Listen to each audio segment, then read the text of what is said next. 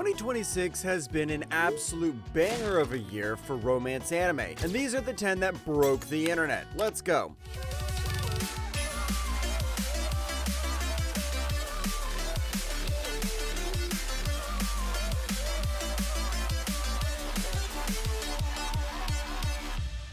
Before checking the video, Isekai-gen, the text RPG I built, got its summer update, and there are tons of new features from scenarios to a brand new director mode. Check it out at play.isekaigen.com.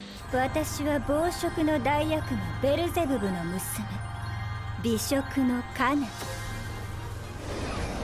あ、私に食べられなさい。下等生物の金。 I know starting with an ecchi anime isn't given the title the best first impression, but this one's a demon meets high schooler flip on the usual formula. Kanan's a succubus who comes down to earth to feast on a teenage boy's soul, and she picks Yuji Kyogi as her first meal. Except instead of eating him, she ends up locked into a romantic contract with the guy. 君が私を名前で呼びなさいよ。カナン。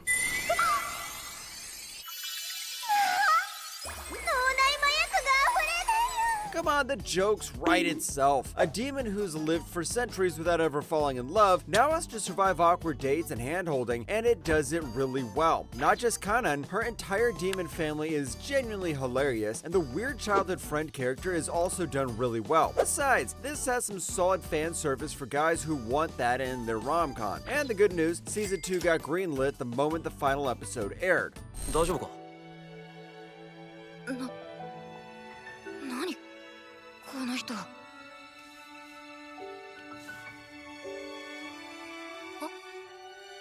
あんためちゃくちゃ美しいな。 Yoi Takiguchi's tall, deep-voiced, and good-looking enough that girls at school call her Prince, which is exactly the problem, because all she wants is to be seen as a normal girl. Then, Kohaku Ichimura, the school's actual prince, tells her flat out that she's beautiful. Nobody's ever looked at her that way before, and it wrecks her composure completely. ヨイちゃんってさ、なんかわかんねえけど、すげえよく描き立てられるんだよね。 This is mangaka Mika Yamamori's first series to get an anime, and if you know her other shoujo work, you know exactly what you're in for. Yoi's arc about to be idolized instead of actually known hits pretty hard, and Kohaku's voice actor, Ryota Suzuki, basically carries every scene he's in. Like, seriously, give this man a voice acting award. I know some of the moments are downplayed as it has some typical shoujo stereotypes, but hey, if you want shoujo comfy food, here you go. しい女、消えるがいいわ。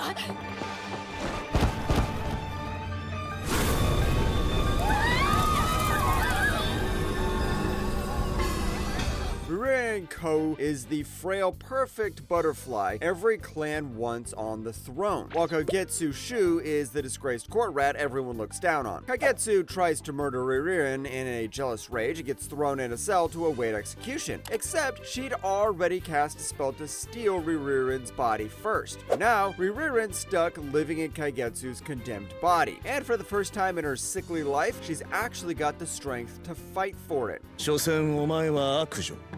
部をわきまえた行動を取るのだな。 Alright, I'm gonna say it. I fell for it. A lot of people, including me, called this an Apothecary Diaries clone, but after watching the first 4 episodes, I could safely say the only thing similar to Apothecary Diaries here is just the setting. The whole body swap meets court intrigue is a really great premise. Character designs are very well done, and Riririn is proving over and over again she is a really great female character. The light novel of this hit the final arc, and I'm really curious to see where this season is heading.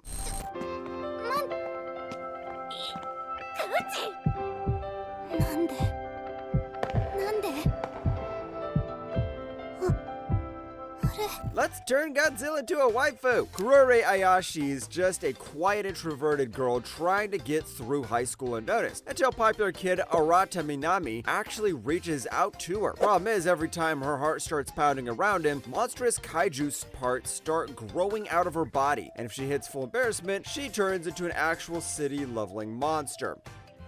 かっこいいっす。あれ、なんかパンケーキの味。わからなくなってしまった。 I don't know how these guys did it, but they basically took in the Godzilla movies, took in the romance anime, then merged it into one. On paper, it shouldn't work, but man, oh man, they do it really well. Heck, I didn't even think it would be deep, but this has themes about loving yourself despite the weird quirks you have. And ironically, Kuroe herself feels the most human character in the whole cast.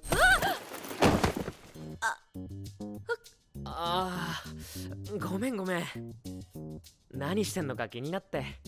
We aren't done with girls with traumatic pasts, because next we have Koyuki Hikawa. She comes across as terrifying to basically everyone at school, but that's just armor from getting hurt back in middle school. Then Minato Amamiya and Yuta Hino start actually talking to her, along with her friend Miki and Koyuan, to figure out whether she can let people in without getting burned again. 試験頑張ろうな。氷室さん。あ、氷室ではないんだけど。 This is like the more adult version of You and I Are Polar Opposites, and it's even written by the same person. The romance is a slow burn, so those who love slow burn romances will like it. And even if you don't like it, the whole social anxiety, bullying, and the friend group dynamic was handled really well. My only complaint is how the season ended without a proper resolution of the main relationship. な、冬月さん目が悪いん？そうなんです。私、目が見えなくって。 Time for the most wholesome anime of this season. Kakeru Mano meets Koharu Fuyutsuki on a Tokyo night too early for fireworks. And she's warm and funny in a way that's the total opposite of his own introverted self. What Kakeru doesn't clock right away is that Koharu's blind. She still shows up to class every day, joins clubs, makes friends, and somehow dreams of launching fireworks she'll never actually see. なぜ持ったし。言葉のあやですよ。こうしていると目が見えないことを忘れそうになるけど。 This is the silent voice of 2026 I needed so badly. First off, it's nice to have a blind heroine who refuses to let her disability define her limits. Next, it's nice to have some really great character designs that give off that comfy plush vibe of the show. And finally, it's nice to see a main character who needs character development. I know this man's character design looks like generic character number 999, but they really nailed the writing. So, in the end, a really wholesome show. Go check it out. すみません、勝手に勘違いして。こんなの興味ないですよね。限定キーホルダーなんて。コミック版第1巻初回特典の色地じゃん。 Takuya Seo is way more than a casual otaku. Guy's a full-on addict of a niche kids show called Glittermon, and after getting bullied for it before, he keeps that side of himself locked down. Then, he accidentally blurts it out in front of a Gairu classmate, Kotoko Ijichi, and instead of getting mocked, her friend Kayamane turns out to be a fellow fan. 好きだよ。やっぱ妹が好きだと釣られるっていうか、だから誤解しないで。 If someone held a pistol to my head and said I could say only one thing I like about the show, then I'd say it's about breaking stereotypes. Kotoko and Kei both break the gal trope. Instead of bullies, they're just genuinely great people to hang out with, one being cheerful and the other being an introvert. Heck, we even get a complete episode dedicated to them later on at the end of the season. But the last episode might be overly melodramatic, but I love the show, and I'm gonna look forward to season 2. 前原のそういうとこ、私は好きだけど。あ、もちろん友達としてね。そこんとこ勘違いしちゃダメだよ。わかってるよ。俺も浅凪さんのことは嫌いじゃないけど、それはあくまで友達としてだし。 Maki Meihara figured out he'd spend high school alone with his games and B movies until his self-introduction on day 1 somehow catches the attention of Umi Asanagi, the girl everyone calls second cutest behind her best friend Yu. It turns out, Yumi secretly loves the exact same nerdy stuff Maki does, and despite running with the popular crowd, she starts skipping out every Friday to hang out at his place instead. もしかしたら私にあんしたかったの？もうしょうがないな。I think I've heard enough praise about this show for me alone, so let me talk about two specific points which made me love this show. One, Umi's arc about always being second explores real insecurity, and yes, they turned it into a character arc. Two, Maki dealing with his parents' divorce is actually given the spotlight instead of making him another generic male character number 999, whose parents aren't home whenever a girl arrives. Besides, this one has great character designs and doesn't use fan service to push boundaries, so give this one a go. 俺は山田さんに君みたいなちょっかいかけたこと断じてないよ。わかんないかな。癒され方は人それぞれだよ。だから拗ねないでさ。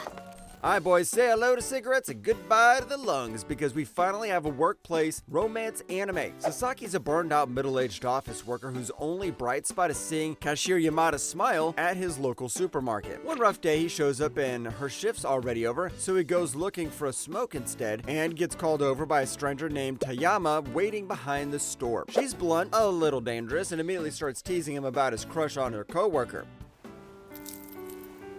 頑張ってお上品でいてね、佐々木さん。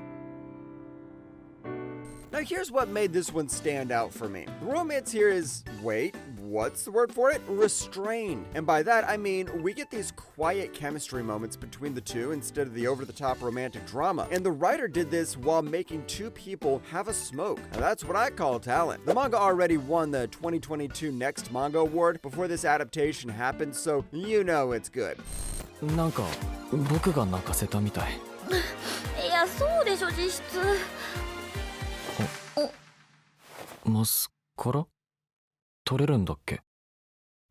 I know, this keeps coming up as number one, but it's all for a good reason. Miyu Suzuki's the cheerful type who's always careful to fit in, and she sits right next to Yusuke Tani, a guy who couldn't care less what anyone thinks of him. They barely talk at first, but that exact contrast between them is what pulls them together. Once Suzuki finally says out loud what she's been feeling, neither of them can keep pretending there's nothing there.